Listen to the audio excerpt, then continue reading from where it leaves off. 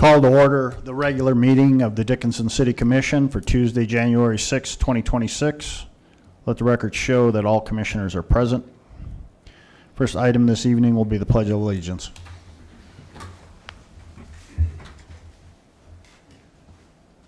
I pledge allegiance to the flag of the United States of America and to the republic for which it stands, one nation, under God, indivisible, with liberty and justice for all.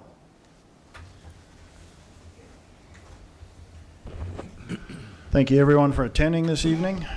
We'll move right into the order of business. Mrs. Carlson, are there any changes to the order of business? Thank you, President Decker and Commission. No, there is no changes to the order of business. Any questions on the order of business?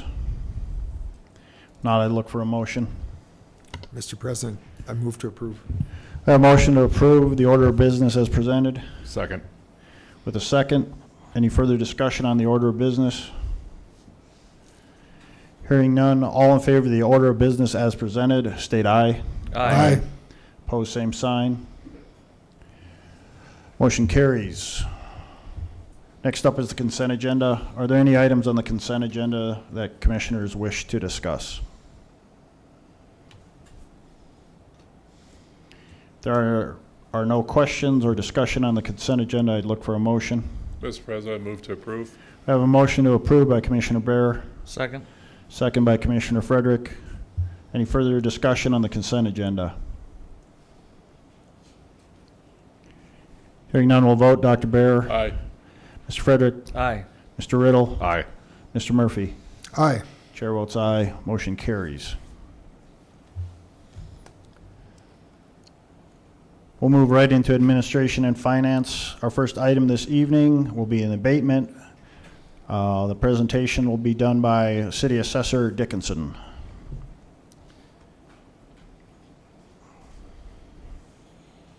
Good afternoon, Mr. Mayor, Commissioners. Did you want me to address these separately or as a whole? How does that normally I work? think we need to, we have representation online, so we'll need to address them separately. We'll start with the Menards abatement. The Menards abatement was filed for the 2023 value, which was at the time at a total assessed value of $26,228,300 or $26,228,300. At the time, there was no contest to that. No appeal was filed until the recent filing of the abatement for the 2023 assessment. 2023 also, Vanguard Appraisals did do a revaluation of the commercial properties, and the consecutive value did change, and which is listed in the packet as well.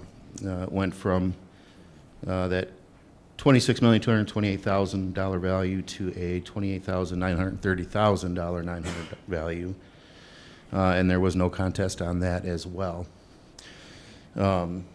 The office is suggesting no change at this time on the Menard abatement value, and we do support the previous assessment that was put into place by the previous administration.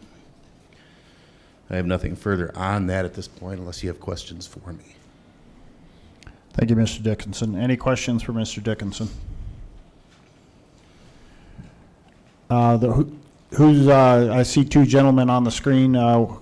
Which one is representing the Menards? I am, sir. And your name, sir? Jim Dahl. Yeah, Jim Dahl with Ryan LLC. If you wish to make some comments. Yeah, many of these comments are already discussed with Mr. Dickinson. Last week, we filed this paperwork in October. This Menard one is real difficult to come to a valuation conclusion because there just aren't a lot of sales, and the income approach isn't very strong either with limited data. So we relied on a cost approach to value, included that with our packet. I believe you see it, but the AV, we originally offer here $20,600,000 in that packet that we sent. I spoke with Chris last week and mentioned that we were our client's willing to go up to $23,280,000, which is $130 a square foot. Again, that we use the cost approach and, factor some of those numbers up. We dropped the physical depreciation a little bit by adding lengthening the age life on that to get to that higher value. And then another point that our client, the taxpayer, has a concern is that the Walmart is being assessed, from an equalization standpoint, it's being assessed closer to $108 a square foot, where Menard's at $146. So Menard is curious, I guess, why they are being assessed so much higher than, probably the most comparable property, Walmart. And so that's their primary concern here as well. So that's about what I have to say with this one. Okay, thank you, sir.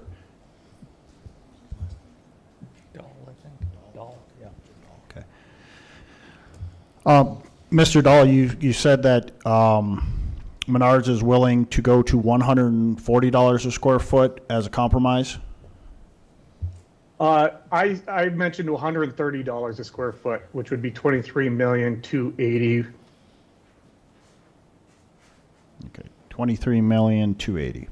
Okay, thank you. Mr. Dickinson, you had discussion with Mr. Dahl, your take on their recommendation? I did speak with Mr. Dahl, I believe it was Friday.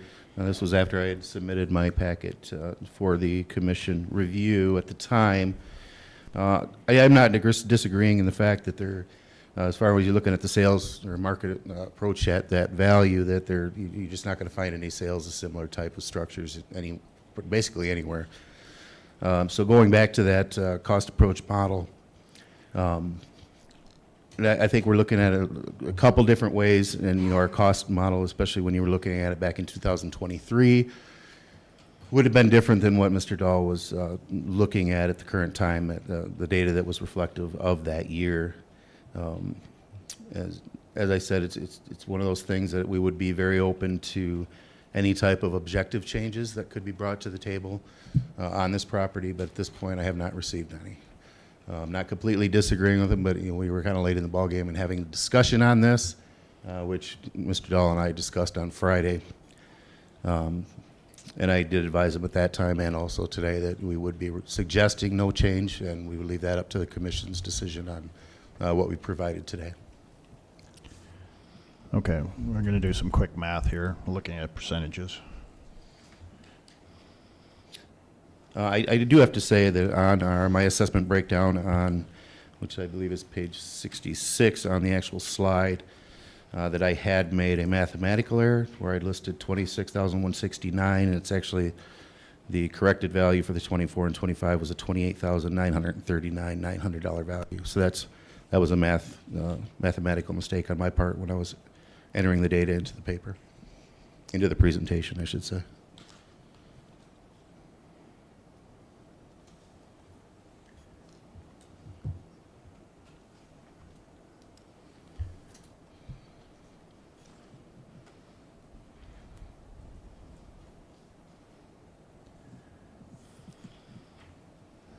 Commissioners, any questions for Mr. Dahl or Mr. Dickinson on information provided to us? That would be roughly, trying to figure out the percentage here, of a different change in the current valuation.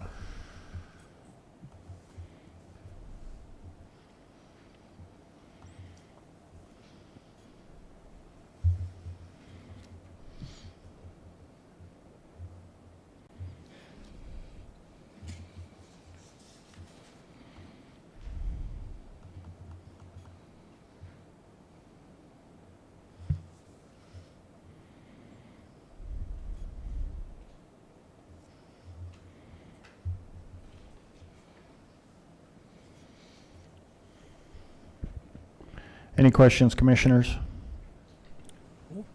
What, did Vanguard put anything in their notes on how they came up with this value, or?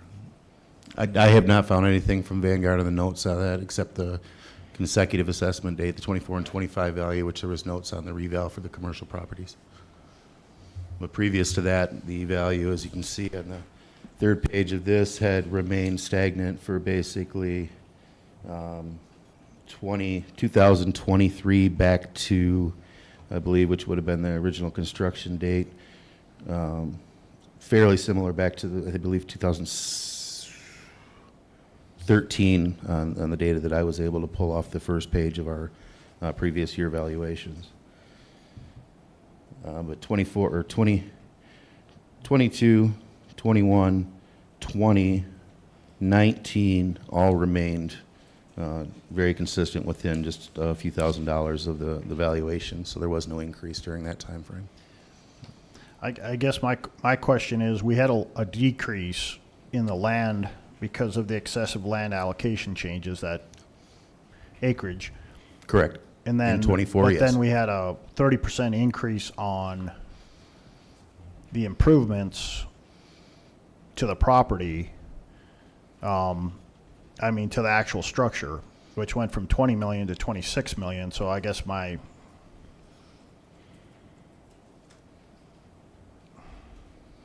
I can see your question. I can Yeah. see your question. The land during the reval that was done in 23, which was applicable for 24, was some allocation changes with some excess land. I remember exactly what it was, but the market increases that were applied by Vanguard during that time and during the reval was applied to the improvement only, which would not be applied to the land itself. So there was some reclassification of the land to excess over an acre on that commercial property, so the value did come down.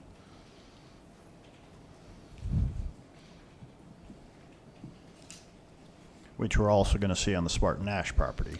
Just about every commercial property that was reviewed, if there was any type of problem with that excess land classification at the time.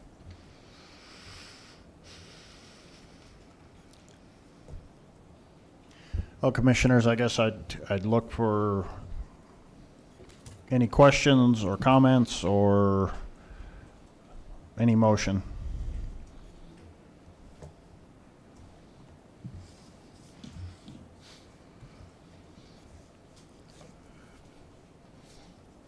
I mean, it's hard to look back to 2023, what was going on. Exactly, and you know, as I've always preached, you know, if you're doing something, notes. Yeah, I So mean, going back and trying to tell somebody to put better notes in the system from 2 years ago is a little difficult at this point. So. I mean, I guess what I have a hard time understanding is it was fairly flat for about 7 years in a row, and then all of a sudden, Yeah. you know, a huge increase in 2024 and 2025. Yeah, and I can't answer to that entirely unless Deb would want to make a comment, but it didn't look like a commercial reval had been done in several years, and it was probably well overdue at that point.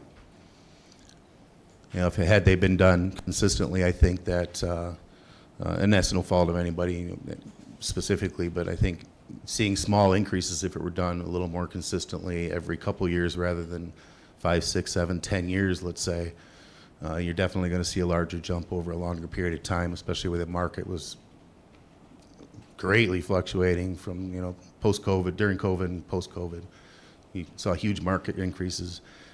I mean, you had to basically review that every year because the changes were being made so drastically upward at that point. So you really couldn't rely on data from a previous year to be reflective of the current year as well. And that was pretty much all over the United States. What is that? Is it decrease if we would go to 23? What percentage is that?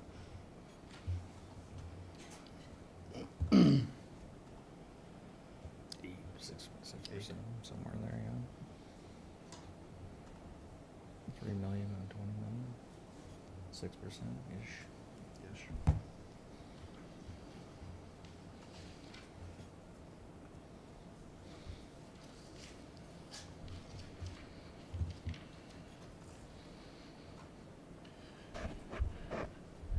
Again, I Mr. Dahl, do you have any further comments on this property?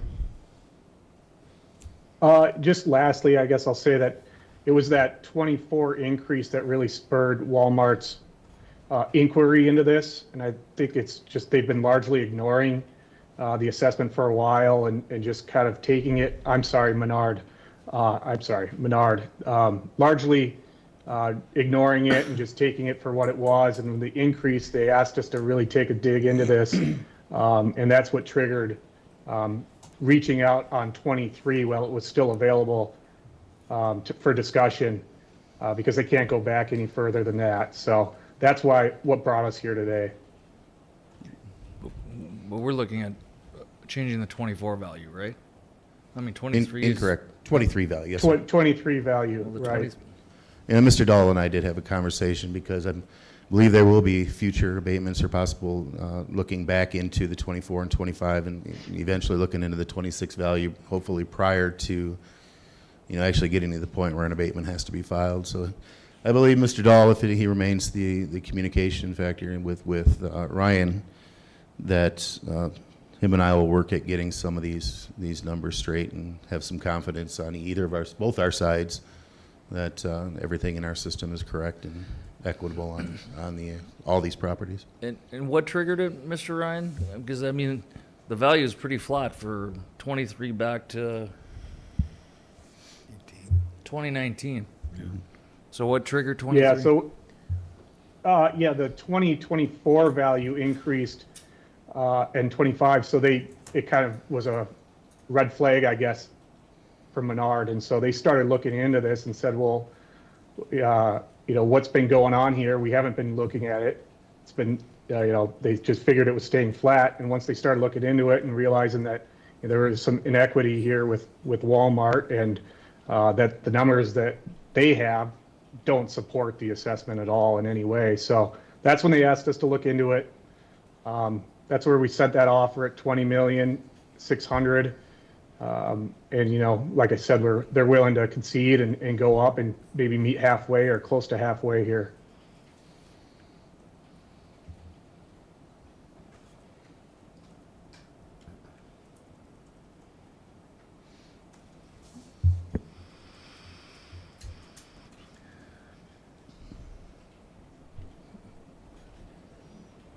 Okay, commissioners, if you don't have any more questions or comments, I'd look for a motion on the assessed value of the 2023 assessed value for the Menards property is right now is at $26,228,300, if I'm correct in those numbers, Mr. Dickinson? Yes, I believe so. 26 million, okay. Yes, 26,160. Staff is recommending staying with those numbers. Menards is willing to compromise at 23 million. The motion is for you as individuals. And the argument again is keep it at where it's at from staff? What's your argument to keep it where? With what I had at the time and looking back at the data that this office had collected and using the Vanguard system to value that based off the cost approach, I would still recommend no change at this time.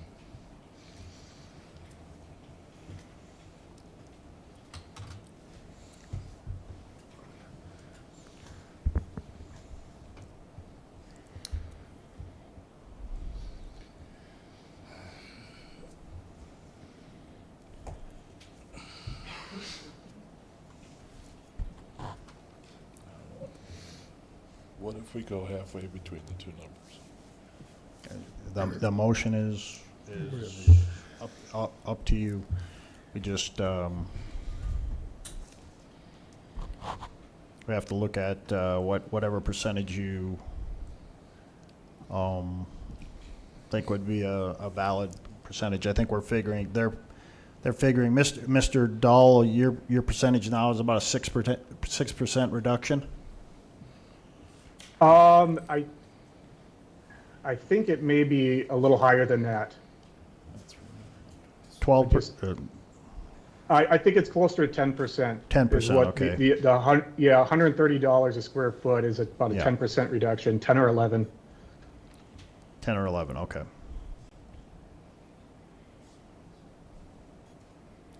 So, Commissioner Barry, you're saying somewhere in between possibly? I would go in between the two. And we could, and you could just go as a flat fee, a flat percentage, like 5% reduction if that's the case. If they're asking for 10, 11 right now, 5% would be in between.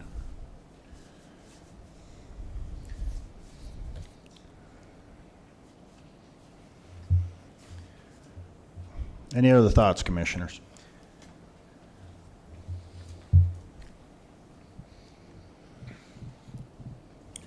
Is your intention to file abatements for 24 and 25?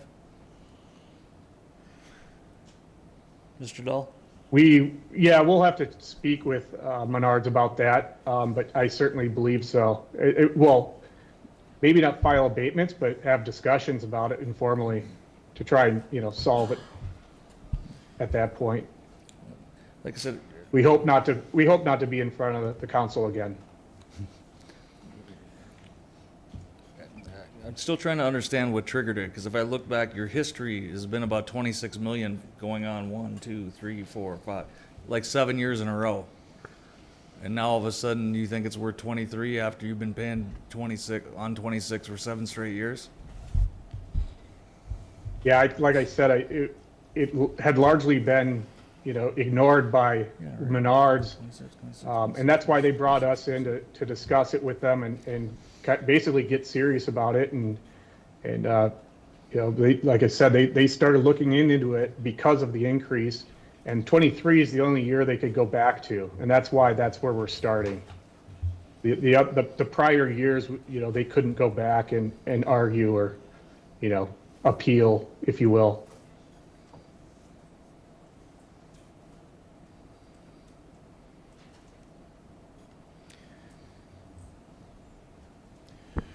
Okay, commissioners.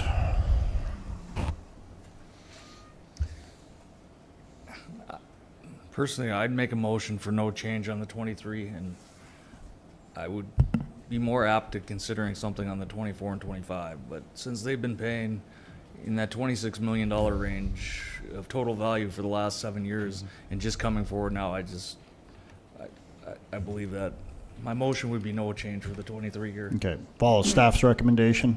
Yeah. We have a motion on the floor by Commissioner Frederick for no changes following staff's recommendation. Second. Second by Commissioner Murphy. Any further discussion?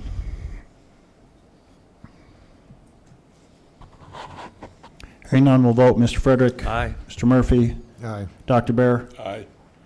Mr. Riddle? Aye. Chair votes aye. We'll next address the RMR Group, Sanford's Grub and Pub abatement. Gentlemen, is Mr. Dahl, are you handling this again? Yes, that's correct. Okay, Mr. Dickinson will go first. Again, let's address the previous value. So we did have a 23 value that did also remain the same as the 22 value. And if I believe the 21 value was the same, well, actually the 22 and the 23 value remained the same. There was no increase and there was no appeal, or there was no informal address of the value at that time. And again, during the commercial reval in 24 and 25, it did go up, and it did remain the same for both years. The 2000, sorry, I'm looking at, looks like the 2023 and the 2024 remained the same on that. So there was no, actually, no, I'm looking at the wrong lines. There was 2 line items under 1 year. But yeah, it had remained the same for the 22 assessment year. Even in 2021, It stayed the same, probably within $20,000 of the 21, 20, and 19 assessment, and it was not questioned at that time during an informal process or the appeal process, and is being abated today. And it's for the same reason. We did have some land in allocation rechange, or land allocation changes during the reval process, which was reflective in the 24 assessment timeframe, and the 25, which remained stagnant from year to year on that. And the increase, the change in the allocation actually increased the land in the consecutive years following 23 due to, it was just a size adjustment based off straight square footage on both those parcels. At the time, it was based off square footage, correct? So yeah, it was the excess land reallocation again. It looked like it was actually reduced at this point on that part of it, so it's actually brought the land value up a little bit, and then the improvement value actually came down during that revaluation process as well. But it was straight data changes in all three of these abatements on the data that was collected and reviewed during that reval in 23, which was applicable in 24. At this time, again, we are going to support the value that was assigned and by our system through the Vanguard and the previous administration. At this time, we recommend no change on that property as well. Thank you, Mr. Dickinson. Mr. Dahl? Yeah, thank you. First, I just wanted to touch on something that maybe I should have brought up with the Menard case, is that you know, our goal here is to identify the market value in 2023, and not the change in value or whether or not they appealed a prior year, which we don't think is applicable to market value and what's the basis of what the taxpayer is paying. So again, I just want to be clear that that's what we're after here, is coming to the market value of the property in 2023, and not whether the taxpayer had previously appealed this valuation or not. So going forward here, the Sanford's Grub, the assessed value at $2,006,500. We put an offer at 1.4325. That was based upon, there's a triple net lease in place here. They've got a long-term tenant. So we looked at what they're actually getting in rent, what they're paying in expenses, and capitalize that value to get to a market value indication. And that's what supported the 1.43 plus or minus number, which is about $192 a square foot. We also looked at a couple sales. I don't believe they're in the packet, but I believe they were previously discussed, and I did discuss them with Mr. Dickinson.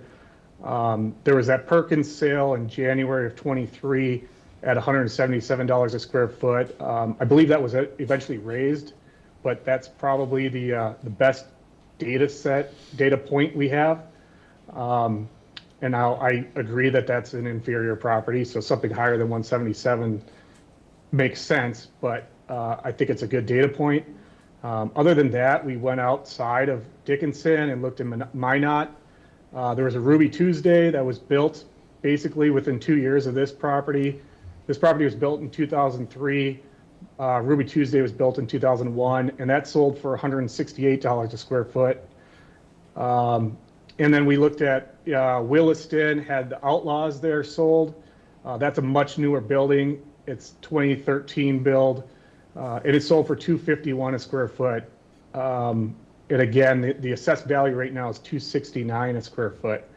So looking at the lease that's in place and how this is actually operating, which is probably as good a data as you're going to get for market value, that indicates about a 1.3 to 1.4 range. Then we're looking at these sales, which again, they're not perfect, but the best data we could find. And they're indicating something from 177 to 251 unadjusted. And, you know, our client was willing to offer 192. And again, we spoke with Mr. Dickinson on Friday and indicated that our client would be willing to go up to 1.6 million or $215 a square foot, which again is significantly higher than the Ruby Tuesday and Minot or Perkins sales. It's below the Outlaws, but that's, Williston's a stronger commercial market. It's a 10-year newer building and just a nicer property. So it would make sense that this property should be something, lower than that. And that's about Okay. what we have for that. Mr. Dickinson, you feel that's a valid argument on his part? The 1.6?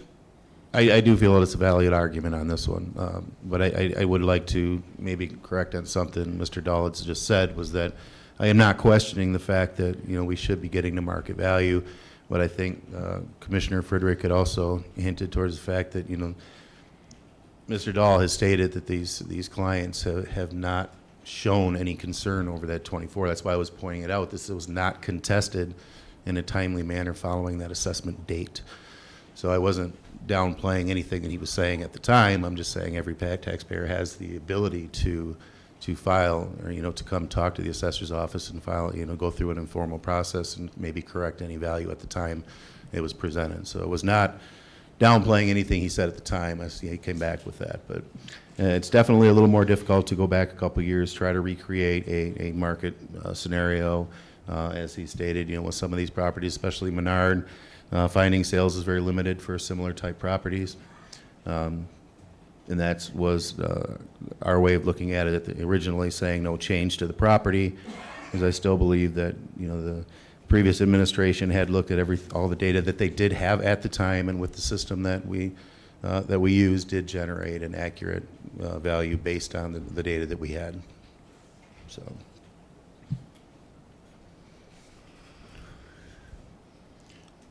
Commissioner Frederick, you deal with Williston.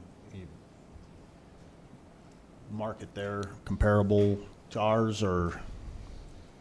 Well, I know of a brand-new building that's being built there right now, which is a restaurant. Mm-hmm. It's about 9,700 square feet, and it's 3.3 million plus the land.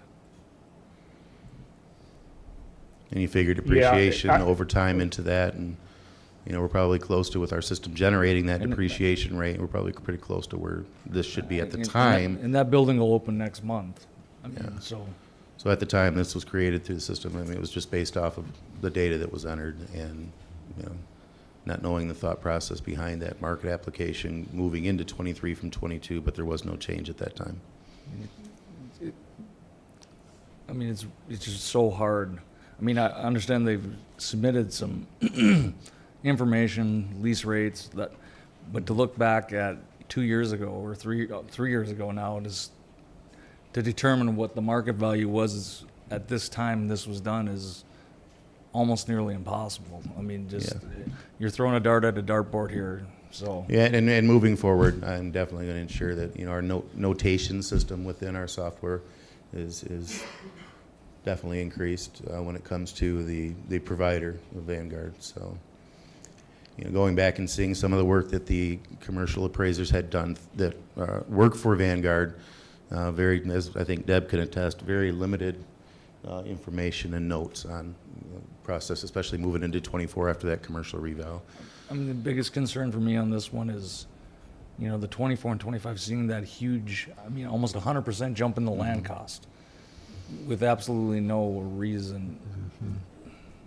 I mean, we've had the land at like 485 or something like that for 2 or 3 years in a I row, would and now welcome it's anybody 850. All of a sudden, now it's 850.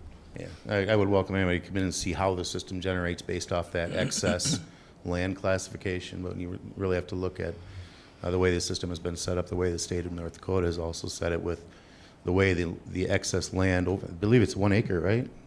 Yeah, anything over that has to be put in as an excess land valuation. So it was just correcting some of the errors in the system where land had been classified a little bit differently the previous years. So you could see a significant jump depending on what that classification change was made. I mean, essentially, at some point, if it did go up, the taxpayers had been receiving quite a break relief in their tax obligations based on that assessed value because of that error as well.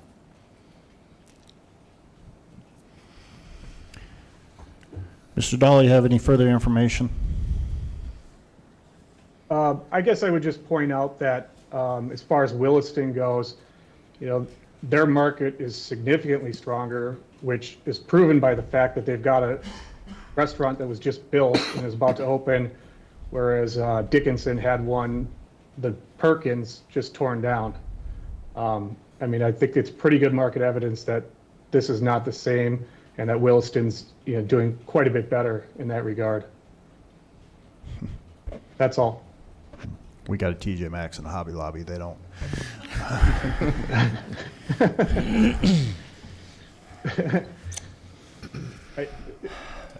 I mean, is there something we can compromise in between here, Mr. Dahl? Well, yeah, that's what we were trying to do when we came up to 1.6, because again, the rental rates aren't just market, they weren't just pulled out of a hat. They were what this building's actually getting. So, that's what developed our original offer at 1.4 and why we're willing to come up to 1.6 as a compromise. Would they be willing to come up some more to 220 a foot? Maybe. But we're willing to,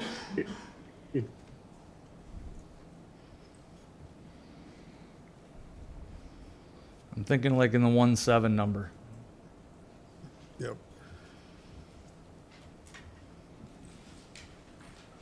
What's your thoughts on that? yeah, 1.7 comes up to about 228 a square foot. Yeah, I think that is that's a fair compromise. We appreciate that. Outlaws, like I said, is at 251, very significant building. But the Ruby Tuesdays is at 168. Yeah, I think that's a fair compromise. Okay. With that, I'd make a motion to change the value to 1.7 million. Second. A motion by Commissioner Frederick to change the value to 1.7 million, with a second by Commissioner Riddle. Any further discussion or questions?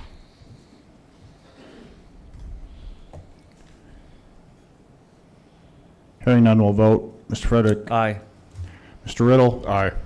Dr. Bear? Aye. Mr. Murphy? Aye. Chair votes aye. Motion carries. We'll handle the last property, which is, let me pull this up here. It will be the Spartan Nash Family Fare Supermarket. Mr. Dickinson? Again, this office would suggest no change of the property. We did have, moving from 2022, which we had a $10,879,500 value, remained the same into 23, and it did drop significantly after the commercial reval to a total of $9,300,000-ish in the 24 and 25 value. The land price allocation, of course, did take the same change into the 24 and the 25 assessment after the reval was done and the land was properly allocated. The improvement again did go up again, which was based off the market and data correction that the previous administration had done and Vanguard had actually done, and the administration had applied into the system once that revaluation was done. So there is a little bit of an increase on the total assessed value. There was a decrease in the 24 and 25 on the land, and the total assessed value outside of the improvement actually came down from the 23 assessment.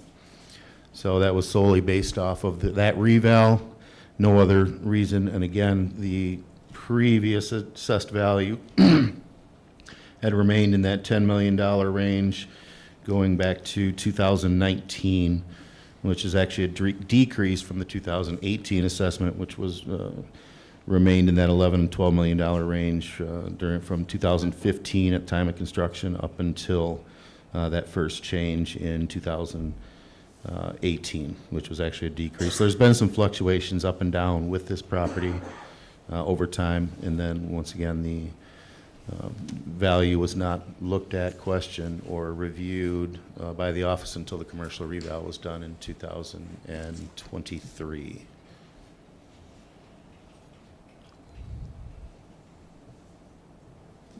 Thank you, Mr. Dickinson. Mr. Dahl, are you handling this, or we have a different representative? That's correct, I am. Okay. This one is a very large reduction that we're asking for. And if you see the packet, it includes an appraisal report that was done by Newmark.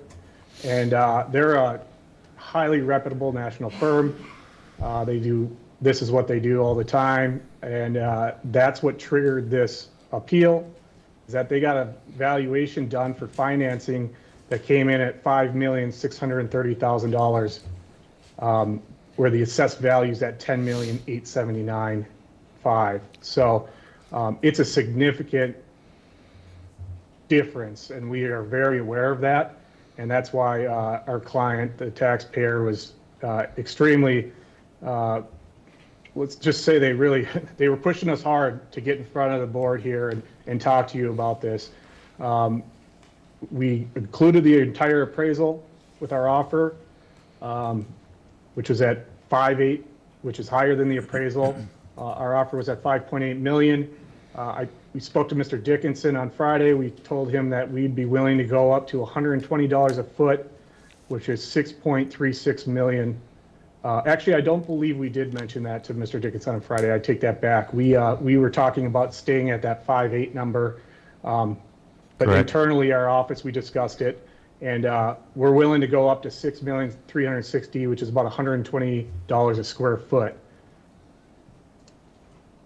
Again, this is entirely based on someone else's, a national appraisal firm, MAI appraisal, concluding with a market value of $5,630,000. Thank you, Mr. Dahl. And I'm not sure if you know, MAI is the designation, National Designated Appraiser. Mr. Dickinson, That's have all. you and your staff been able to review this Newmark appraisal? Briefly, we have, we have reviewed it briefly. We have not got into the full nuts and bolts of it, but as Mr. Dahl and I had a discussion on Friday, although we may disagree a little bit on the process of the appraisal, but it was done for finance purposes, and a lot of times that can be a little different than commercial property appraisals done for assessment purposes at that point. He had his good points, and I had just kind of, I didn't argue the point, but I did point out, and him and I did discuss that this was done for financing purposes, although he believes that sometimes the finance purposes can be higher, and sometimes what I believe is a lot of times they can be actually lower than what the true property value would be based off of appraisal that was not done for finance purposes. So that would be my only argument on the appraisal side of it. But it is a very lengthy, I can't remember, a couple hundred pages on the appraisal, so it's been a little difficult to pick through a lot of that, especially when you're going. detailed. Yeah, trust me, I've seen some that are 3 times that thick, but it is, as he said, it is a reputable appraisal firm. That's just my question would be the reason that was the appraisal was actually done in the first place. Commissioners, any questions or comments?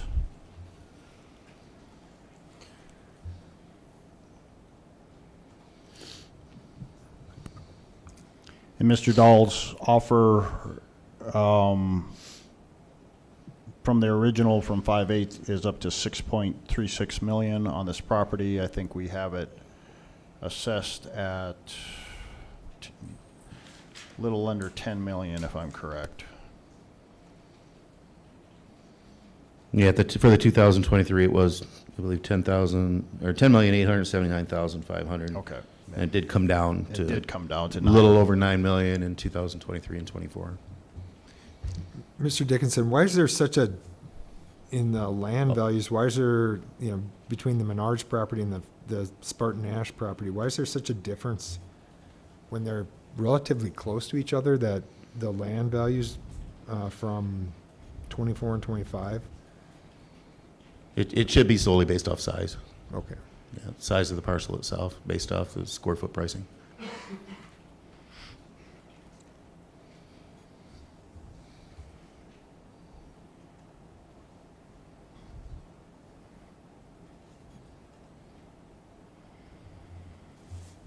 What's the number they're looking at? 6.36 million.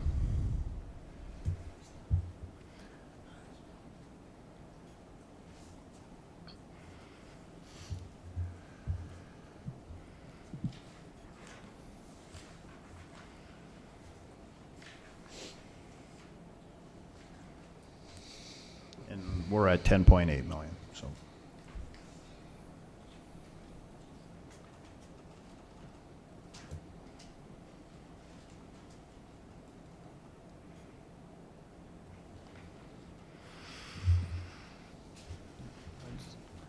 I just really have a hard time understanding this land allocation thing. I mean, it looks like we dropped the land, but we raised the improvement value to make up the difference. I mean, Yeah, and if anybody ever wants to come in, that includes everybody in this room and everybody listening to the conversation, if you ever want to come in and sit down and let us show you how those land allocations are actually done, well, we'd be more than happy. It I mean, I was a guess- straight data change. It was objective. There was no subjective data that was changed. This was all accurate data based off square foot of the total property.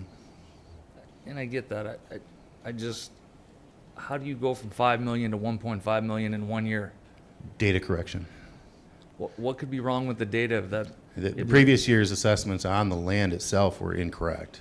So when Vanguard did the correction on the land and allocated the land correctly, if I want to speak correctly, this was by what the state of North Dakota says it should be allocated as far as that excess land, data was just corrected. So again, if the land came down, essentially that part of the assessment would have been, in the taxpayer's benefit in the previous years. But then that justified the approved value going up 2 million? It was all data correction again, sir. Like I said, from what we've looked at the Vanguard, it was straight objective changes. There was no subjective issues, which usually should not be done during any type of a reval, whether it's commercial or residential. This should have been 100% strictly objective data that was corrected or changed based off their findings. They look at that. They look at the building. They look at the measurements. They look to make sure that the square foot pricing of the structure itself is being properly assessed based off its use. So at the time, the data that they would have put, again, it would have been objective, straight out data corrections rather than a guess on what it should or should not be.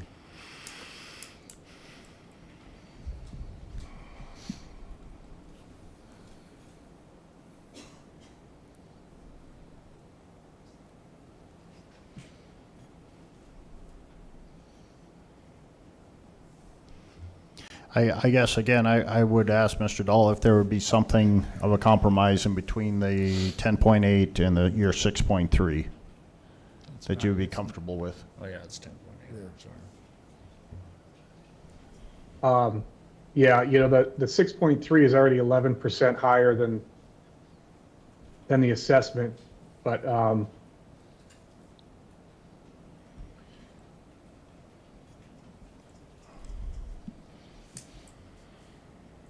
the 7 million pushes it up to $132 a square foot.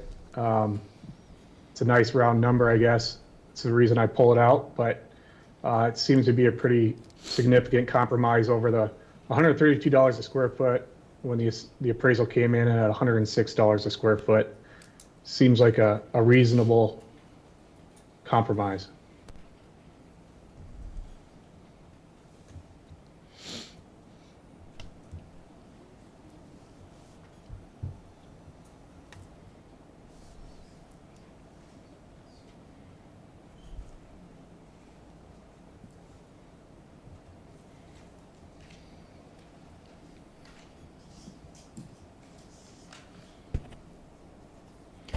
And your building's roughly 53,000 square feet? That's correct. That includes the family fare and the quick stop. And the quick stop? And the fuel station. Okay.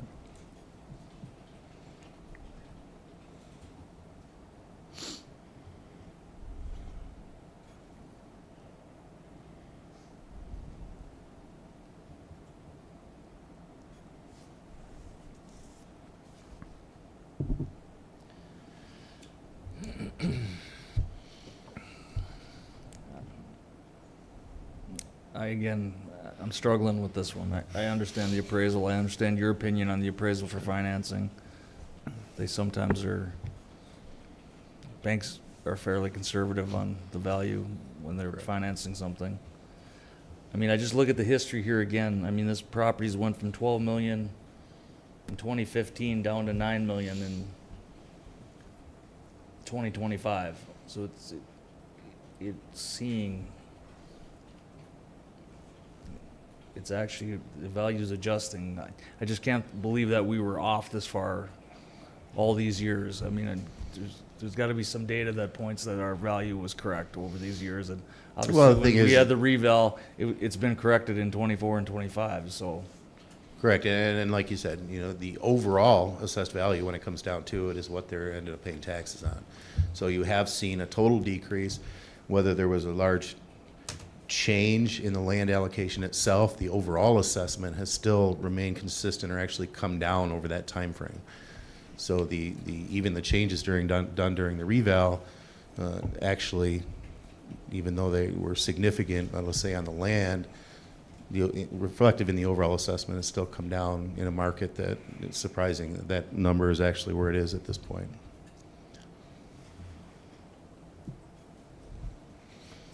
But yeah, by changing that land, you can and possibly will see a large either increase or decrease. It could have been allocated the opposite way around, and they would have still made that objective change based on correct land allocation. You could have seen an upward or a downward trend in that land value as well.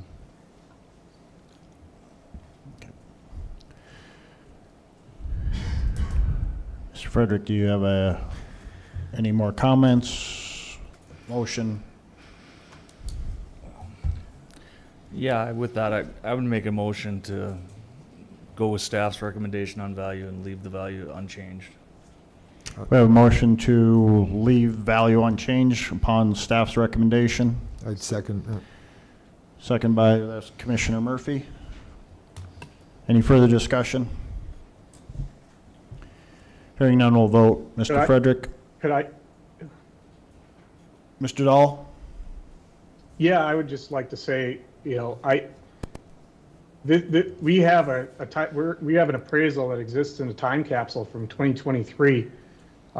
There is no better data out there that I've heard here today that proves that value is wrong.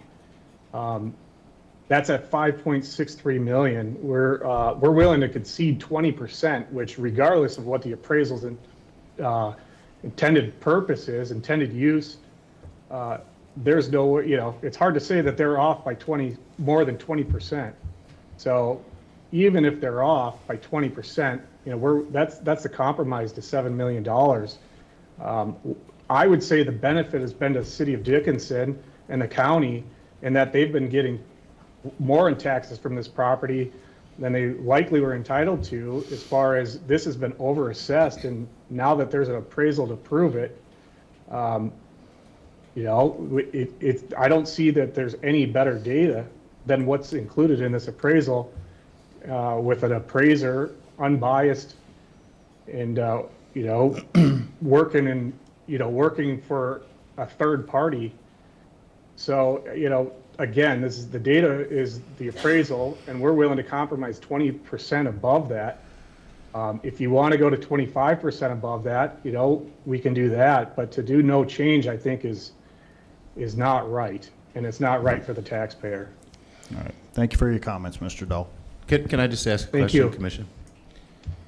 Just on that, I just want to clarify that his original offer had been at that 6.3, which is an 11% increase, but now he's saying 20, which, are we at the 20% increase over assessed value, or were we at the 11%, which he originally stated? Mr. Dahl, I'm just trying to clarify that, where you said you could go up to 20%, but the original, I said, yeah, our original just for offer is clarification for the record, was it 11% Yeah. or the 20%? we're going to go up.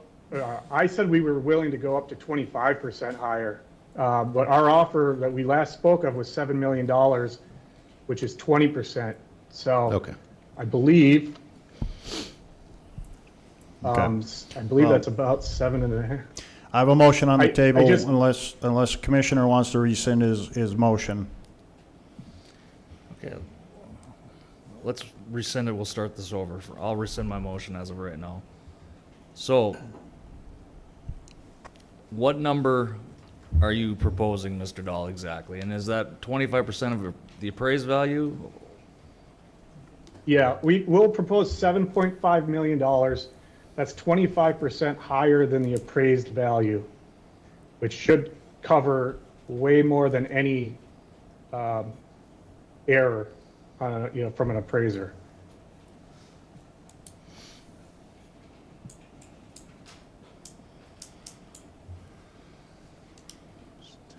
It's dropping about $3 million. Yes.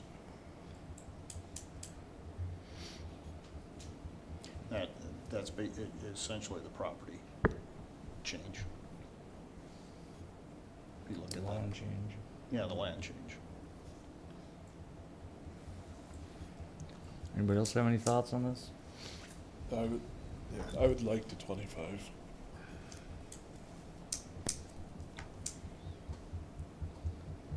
The 7.5 Yeah, proposing. yes. Yep, I would agree with that one too. All right then, gentlemen, make the motion. Okay, so good. You make a motion For the to change the value to 7.5? 7.5, yes. Okay. Commissioner Bear is making a motion to Second. change the value to 7.5 million. Second. Second by Commissioner Riddle. Any further discussion?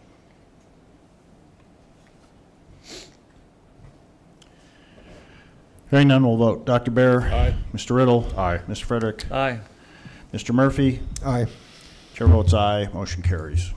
Thank you, Mr. Dickinson. Thank you, Mr. Dahl. Thank you, Commissioner. Hey, thank you. Yeah, I appreciate your time and your willingness to have an open discussion. Thank you to the council and to Mr. Dickinson. The City Commission appreciates your comments. Thank you and your information.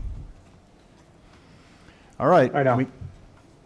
We have our IT annual update. This will be presented by IT Director Meyer. Good evening, President Decker, Commissioners.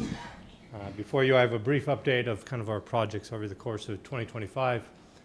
First, I'd like to remind the public, as well as commissioners here who are new, our team consists of 4 techs. We work over approximately 15 locations. We cover 38 servers, 250 users over the course of the year, as well as about 1,200 devices. Over the course of this past year, we actually received 2 cybersecurity grants. One we've actually closed out for the year. The second we are currently working on. First one being our immutable on-premise server, which was a $140,000 project, and the second being a human-led AI pen test. We're actually approved for up to a 70% match on those, or $119,000 worth of federal dollars back.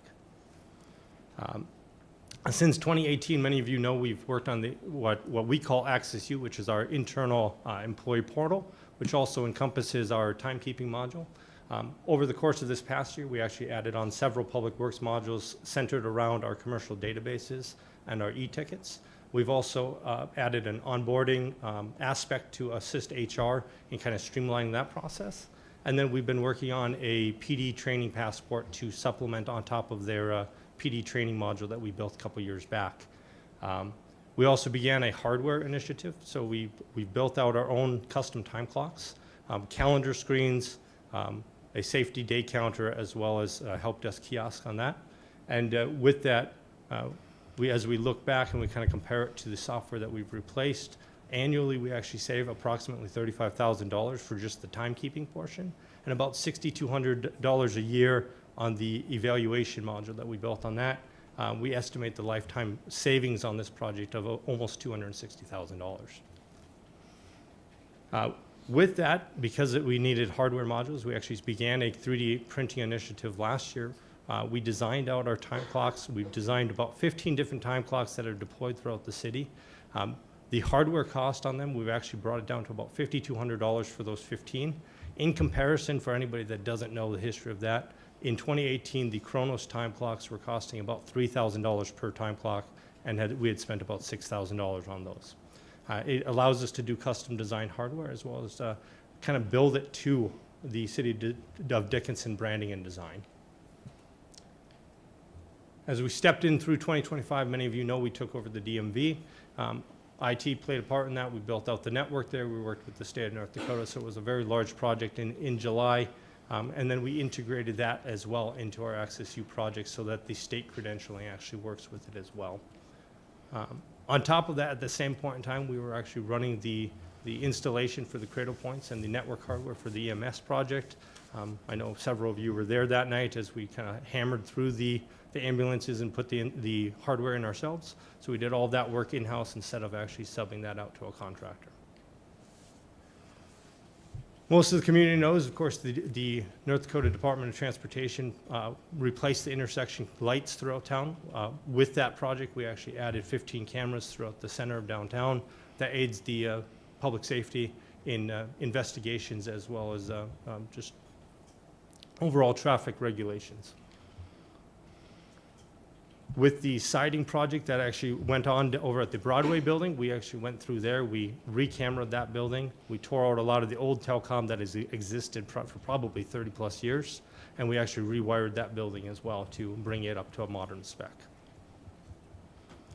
The beginning of the year, we actually went through the Public Works training room. We took what they had for hardware. We looked at what worked, what didn't work, and we redesigned that space with Public Works staff to make it into essentially 2 usable meeting room spaces where they can either use the whole room for a single large meeting or actually split it and split the audio between both rooms. So we redesigned all the audio and video hardware in that space as well. As we touch back to that immutable backup server that I mentioned for that grant project, that's the project that we did close out for the year.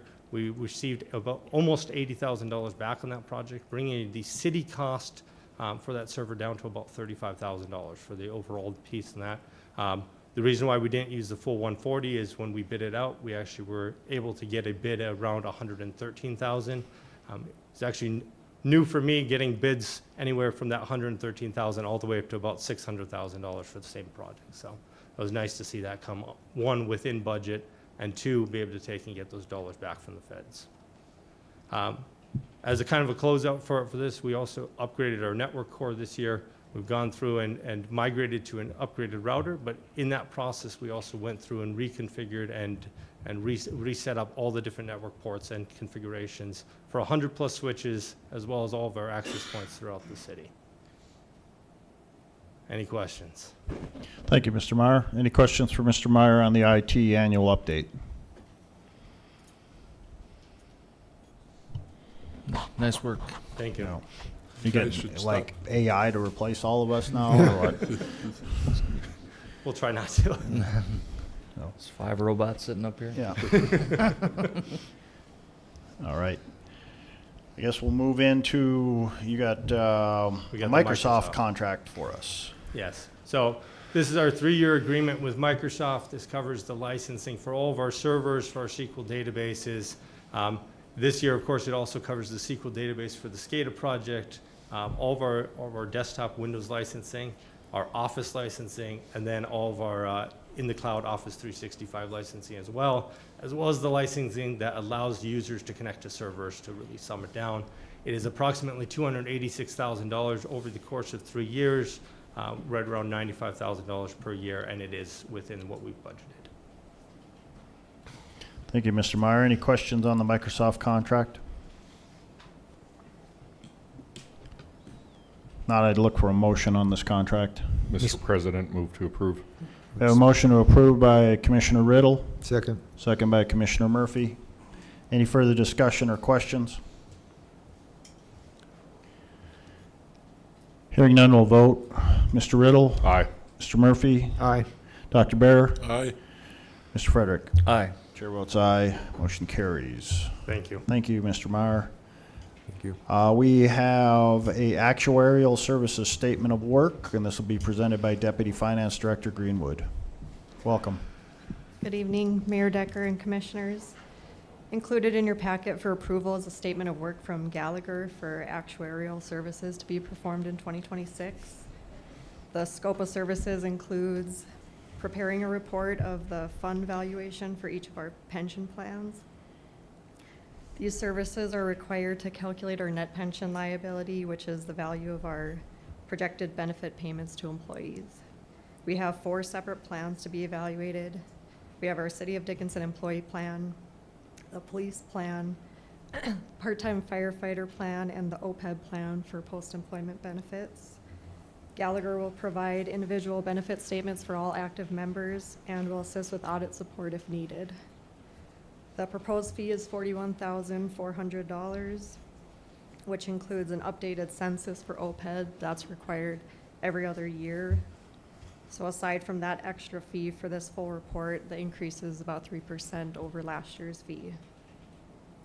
If there aren't any questions, the finance team recommends approval. Thank you, Mrs. Greenwood. Any questions for Mrs. Greenwood on the actuarial services? There are no questions. I'd look for a motion. Mr. Go ahead. So, Mr. President, I move to approve. We have a motion to approve by Commissioner Bear, Second. second by Commissioner Frederick. Any further discussion? Hearing none, we'll vote. Dr. Bear, Aye. Mr. Frederick, Aye. Mr. Riddle, Aye. Mr. Murphy. Abstain. I'm abstain. Okay. Chair votes aye. Motion carries. Thank you. Thank you. Next, we have public safety, fire.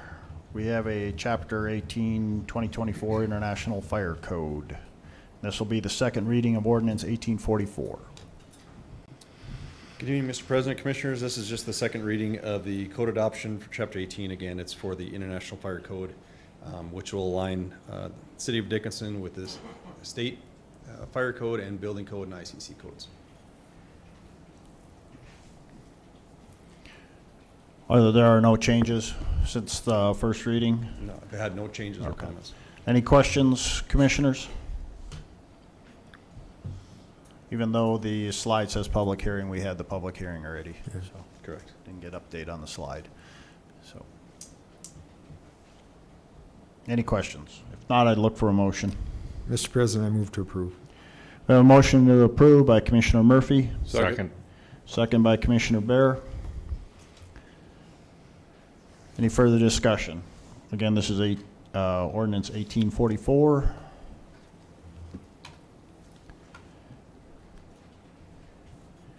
Hearing no discussion or questions, we'll go ahead and vote. Mr. Murphy, Aye. Dr. Bear, Aye. Mr. Frederick, Aye. Mr. Riddle. Aye. Chair votes aye. Motion carries. Thank you. Thank you. We'll move into community development. We have a rezone request for Westridge 4th rezone.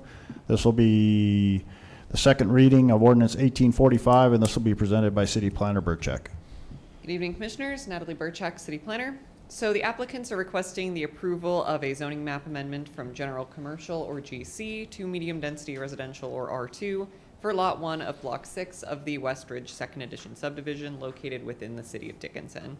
So the purpose of this rezoning is to allow for the applicant to combine the subject lot with the properties located to the west and south into one large R2 lot. So the subject property is approximately 2.23 acres. As of now, staff has received no public comments regarding this project. The applicant's representative, as well as myself, are here to answer any questions that you guys may have, and staff would recommend approval of this rezone request contingent on the approval of FLP-014-2025.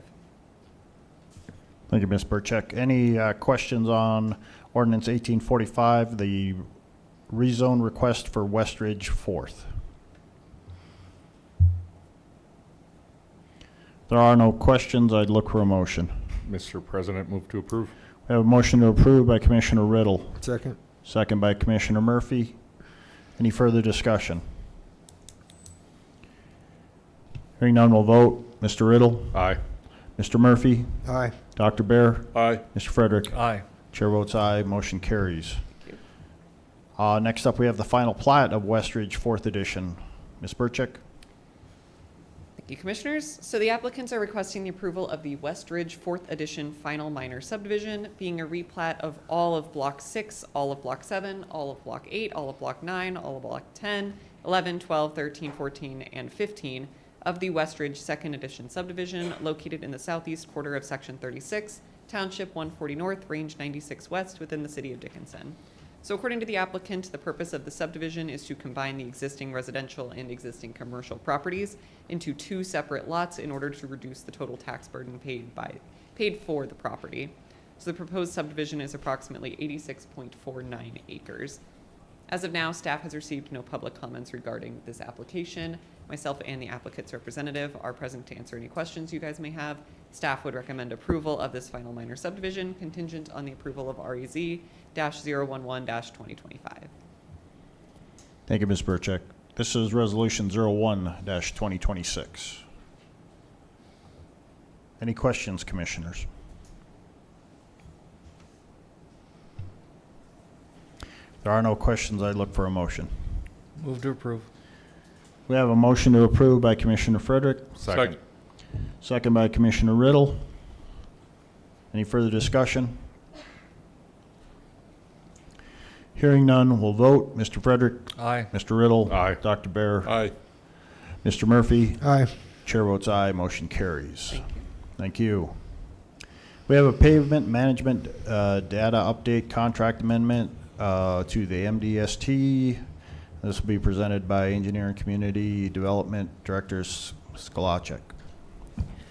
Good evening, Mr. President, Commissioners. For your consideration is a contract amendment with MDS Technologies Incorporated to update the City of Dickinson Pavement Management Plan utilizing the paver database and provide up to 2 hours of general consulting as needed for an estimated time and materials amount of $2,960.00. The funds for this portion of the project will be paid for by cash on hand. A legal review of this contract has been completed. Keeping our pavement management records up to date and in a database is a critical tool for project forecasting, record retention, and ultimately having this in a single database. And then long-term having pavement management records to go forward with and ultimately be able to look back to. Annual updates to the City of Dickinson Pavement Management Plan will allow for an extended frequency of when we actually do a field evaluation, which will end up being a cost savings to the City of Dickinson. So city engineering staff recommends approval. Thank you, Mr. Skolacek. Any questions on this contract with, who we got this with again? MDS Technologies? Is that who it's with? Yes, sir. Okay. Any questions? If not, I look for a motion on this contract. Mr. President, I move to approve. We have a motion to approve by Commissioner Bear, Second. second by Commissioner Riddle. Any further discussion? Hearing none, we'll vote. Dr. Bear, Aye. Mr. Riddle, Aye. Mr. Frederick, Aye. Mr. Murphy. Aye. Chair votes aye, motion carries.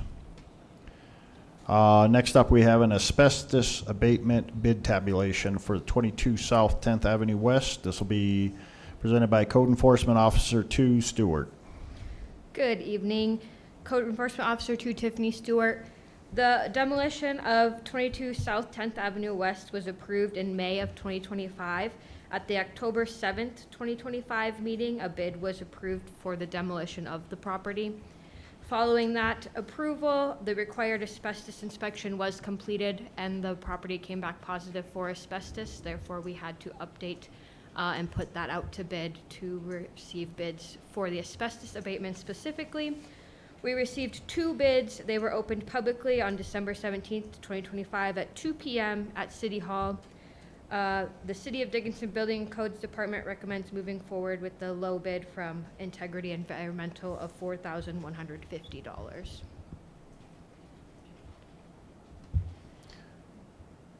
Thank you, Ms. I guess I'm kind of baffled right now by Ms. Stewart. Baffled by the number difference here. We've gone through all this. I mean, it's very significant. Yes, we've been in contact with both contractors, and we're not sure where the difference comes from, but the Integrity Environmental, they have confirmed that this is for the entire asbestos abatement of the entire building, including their travel costs to come from Williston. Okay. And the cost of the abatement as well as the landfill costs will be assessed directly to the property, so that would not have been included in their bid. Okay. That was gonna be my next question, is the landfill costs for.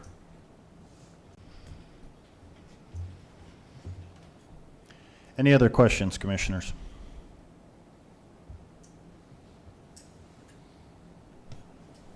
Not, I'd look for a motion.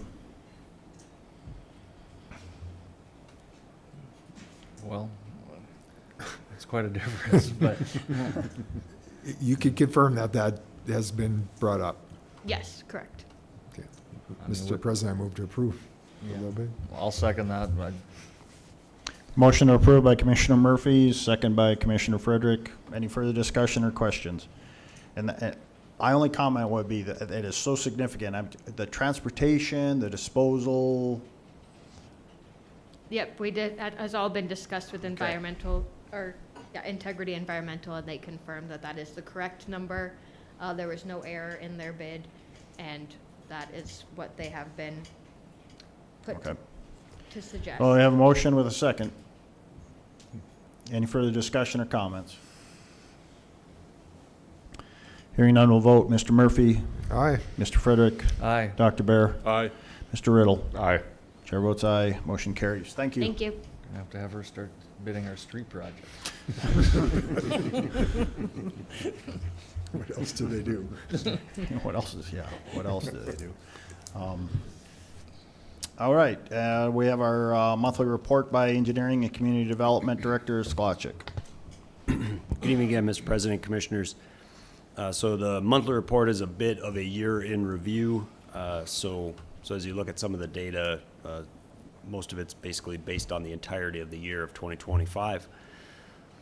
Starting with planning, so we had a total of 14 different plats, including 12 minor subdivisions and 2 major subdivisions, 5 special use permits, 11 zoning map amendments, 3 Renaissance zone applications, 1 future land use map amendment, 6 zoning text amendments, and then a total of 19 lot modifications. And then we had 6 total applications for the Dickinson Revitalization Program, which was that subprime interest rate loan through Gate City Bank, and a total of 47 individual development meetings with applicants.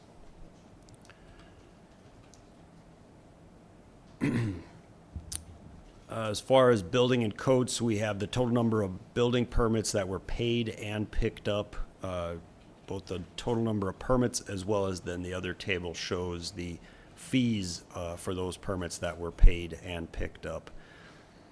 That was data range through December 19th.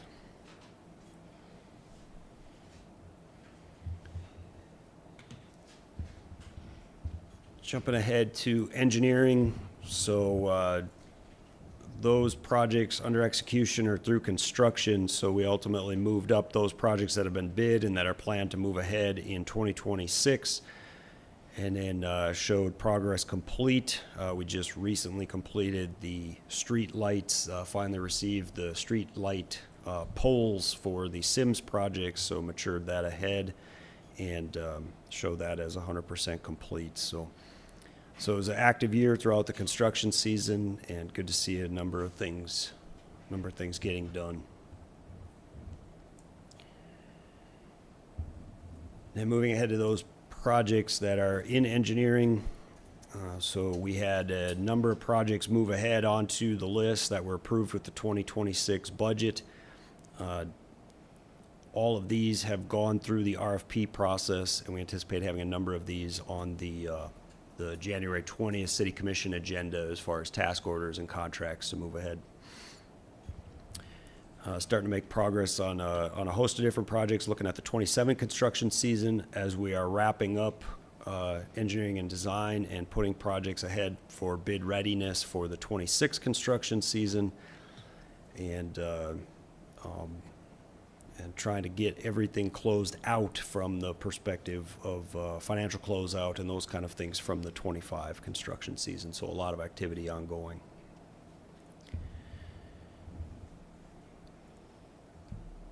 Then looking ahead at our GIS, or Geographical Information System, we do have the GIS technician position open. We had multiple qualified applicants, and looking to move ahead with some face-to-face interviews coming up, and potential for onboarding would be theoretically February of 2026 if an offer is made. Completed a number of year-end tasks for the cemeteries and generated status maps and those kind of things, and working on getting some as-builts and updates into the system from the 2025 construction season.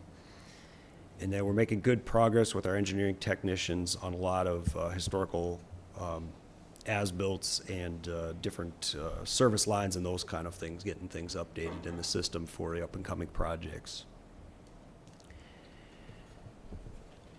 With that, I stand for any questions.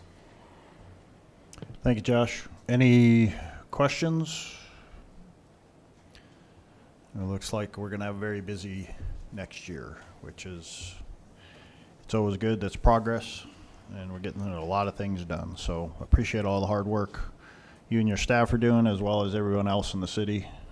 Continue to drive ahead. It's going to, like I said, it's going to be a very busy next year. No one sign up for public comments this evening. Commissioners, any comments?